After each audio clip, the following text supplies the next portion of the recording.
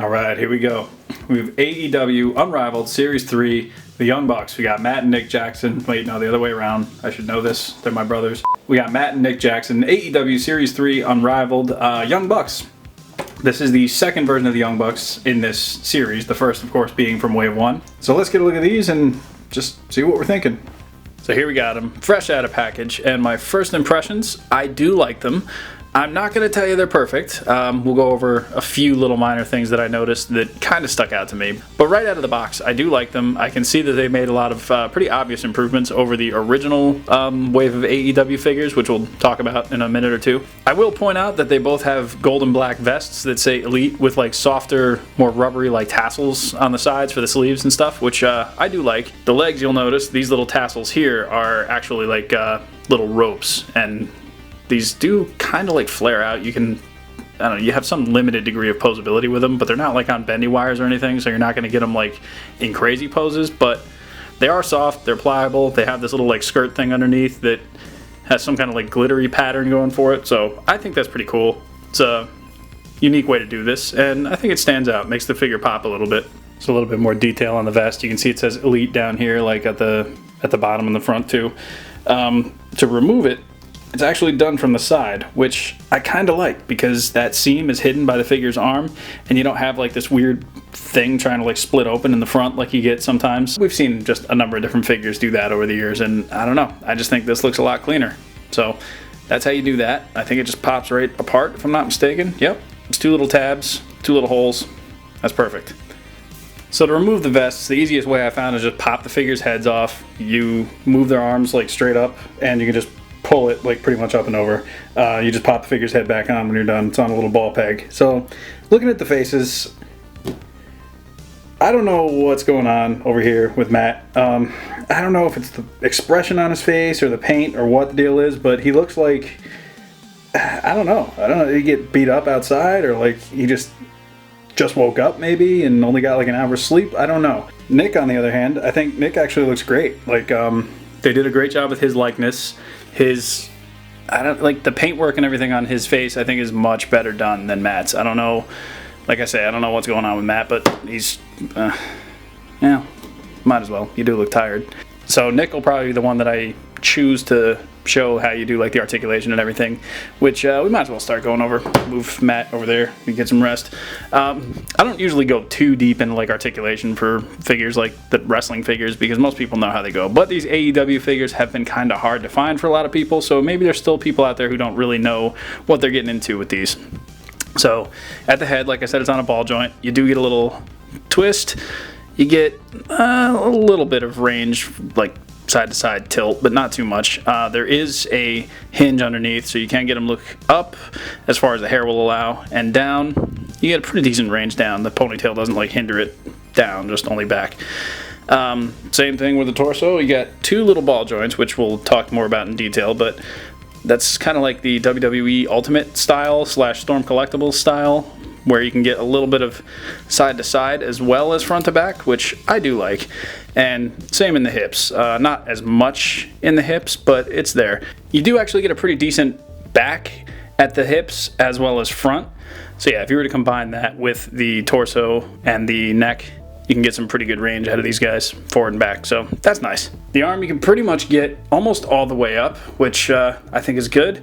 Obviously you can spin the whole thing the whole way around too, so you're not going to be lacking with shoulder articulation. You also get that bicep swivel right there, so that works pretty good. Double jointed elbows, which should have been a staple in wrestling figures for over a decade now, but we're just really starting to see it implemented over the past year or two. What do you got? You got wrist swivel, and then you got a hinge in the wrist. No alternate hands or anything for these guys, but I think you get pretty much what you need out of them. At the hips, are you going to get a split? Not quite, but you are going to get a pretty decent range there. Forward, you're going to get about that far. Now, because of the way it's like kind of one solid piece in the back, you're not going to get a ton of like backward motion, so you would have to like kind of angle it off to the side in order to do that. I did notice like a paint defect on the gold here. Like, I don't know, like he sat in a blue stripe or something, which kind of a bummer, but not like a huge deal. As well as some chipping on the inside here of the blue paint. Hopefully you can see that in there, but yeah, these are just minor like little defects that don't bother me particularly, but I know some toy collectors are like, I don't know, pretty intense about that kind of stuff. So just wanted to point that out. You get swivels at the thigh, which work pretty good. One thing I do wish that aesthetically they had done is move this Elite logo just a little bit down, because with the thigh swivel, it like splits it. And I realize maybe dropping it a little bit might not be accurate to this gear. I'm not 100% sure, but I think, you know, I would have forgiven Jazwares for it, and I know probably most other people who pose their figures would too, because like for photography and everything else, like, I don't know, that's just a little bit of an eyesore. But if it's accurate to be there, then I guess that's why it's there, so whatever. Double joint at the knee, which works pretty good. I don't think it's really too hindered by this cloth, what do you call it, these tassels. So you can still see it gets good range there. Underneath the tassels, you actually get a boot swivel, which is pretty cool. I don't know that the boots should have been painted the same color as the gear. To me, it looks like the boots probably should have been just all painted one color, but you know, whatever, you're not going to really see that anyway. And then at the foot itself, you got a hinge in there, and then you got an ankle rocker, which everybody loves. I should point out also that underneath where I was just messing with this figure, there's like a small collection of like glitter from like dealing with all this, so yeah, that's never going anywhere. So yeah, that's Nick Jackson. Just be aware, Matt Jackson will move pretty much exactly the same way. His hair, I thought was gonna like hinder some of that, but it's just a softer rubber, so it really doesn't, which, yeah, I mean a little bit of the back, I guess, just because it kind of pushes it back forward, but yeah, overall, he moves about the same as Nick, so that's nice.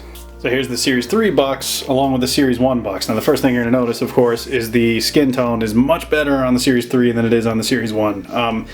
Famously, Jazwares kind of released Series 1 with like a really pale skin tone that they said moving forward they were going to work to correct. So this is the corrected skin tone, which I think is much better. And, you know, I got to hand it to Jazwares. They kind of came out the gate in the middle of last year with these figures. Like, people, they were excited about them, but I think they were also pretty cautiously... I'll say cautiously optimistic. They wanted to like these figures, but they were also not sure really what to expect.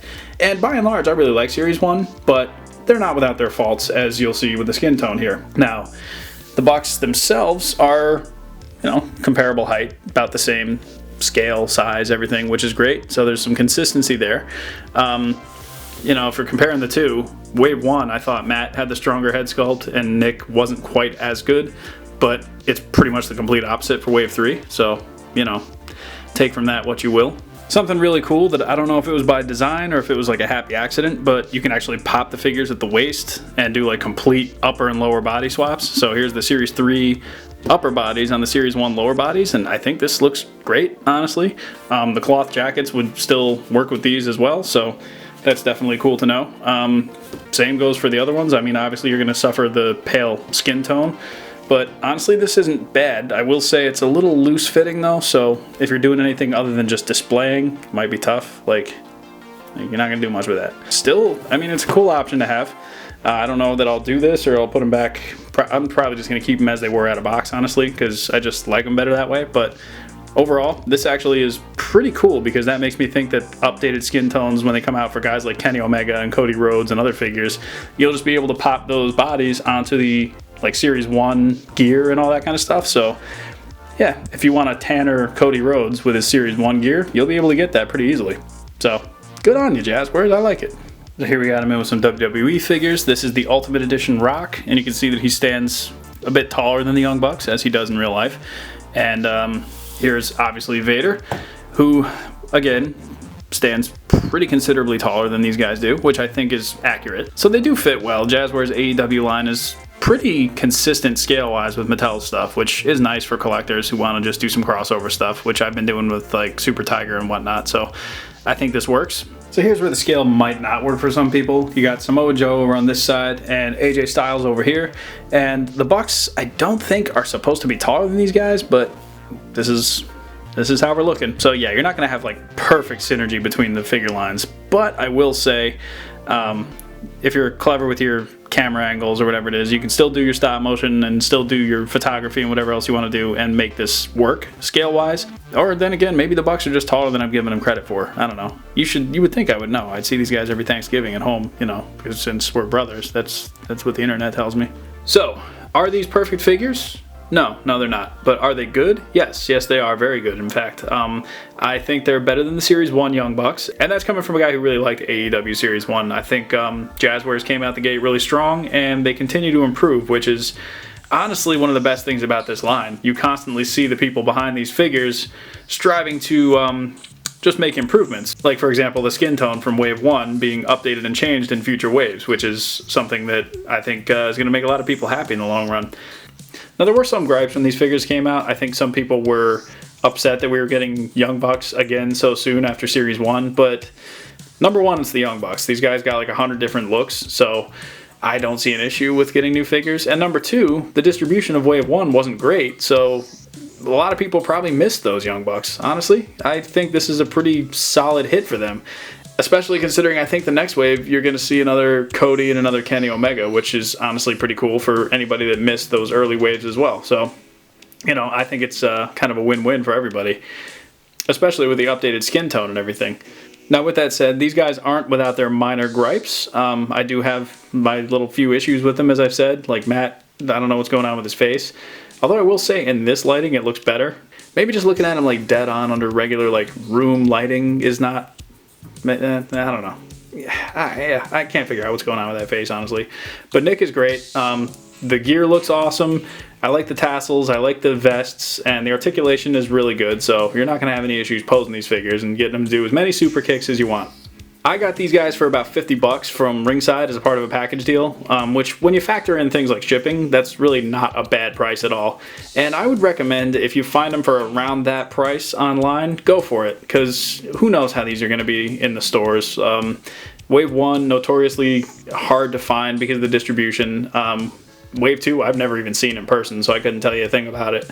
I do know these are showing up at Walmart's, and I believe Targets have finally started showing these figures in their system.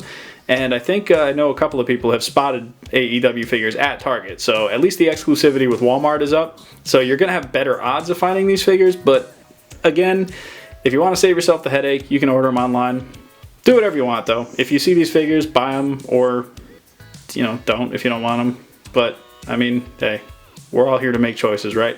Anyway, with that said, my name is Captain McKay, aka the old Buck Captain McKay, and you know, I like these figures pretty good. So we'll catch you in the next one later on.